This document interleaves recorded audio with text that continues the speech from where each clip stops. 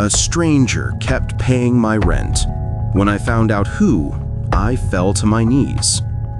The first time it happened, I thought it was a mistake. My landlord called, his voice unusually warm. "Your rent has been sorted for the month." I froze. Sorted? By who? Because I knew I hadn't paid it, and no one in my life had the means or the reason to do it for me. That night, I sat on my bed, staring at the ceiling, wondering who would help me without wanting anything in return. But it didn't stop. The next month came, and again, "Your rent has been covered." Then the third month, then the fourth. Each time, the same message. Each time, the same confusion and the same fear. Was someone watching me? Was it a mistake? Or was this the beginning of a debt I would pay later?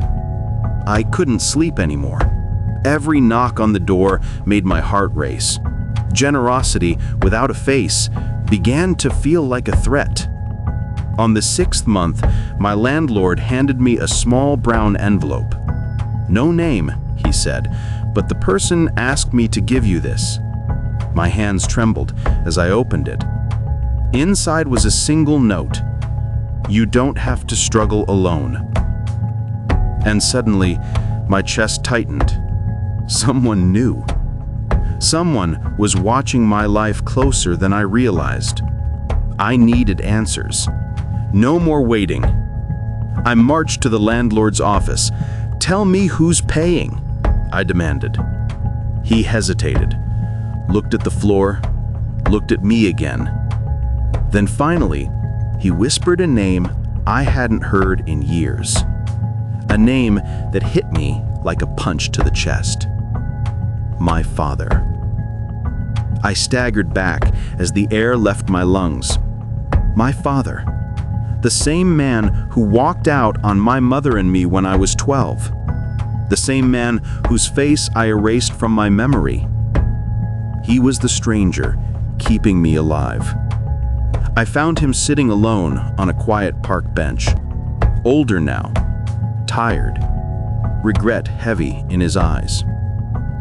He stood when he saw me, didn't smile, didn't pretend, just whispered, "I didn't know how else to be part of your life." I felt tears burn my eyes. He continued, "I failed you and your mother, but when I heard you were struggling, I wanted to help, even if you never forgave me." His voice broke, and for the first time, I saw not the man who left, but the man trying to make his way back. I sat beside him, not ready to forgive, not ready to forget, but ready to listen.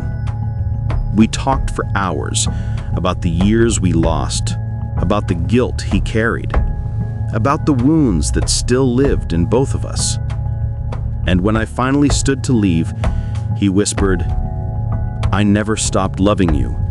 I just didn't know how to be your father." And for the first time in my adult life, I didn't walk away from him angry.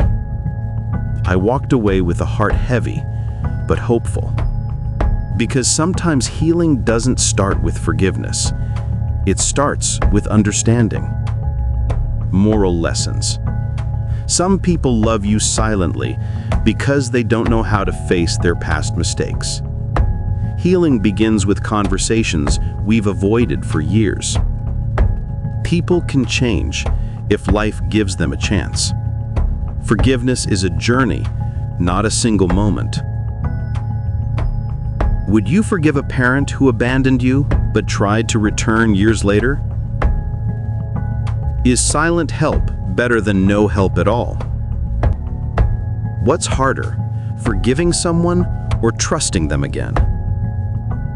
If this story touched you deeply, like, share, comment your thoughts, and subscribe to GentleSparkInk for more emotional life stories.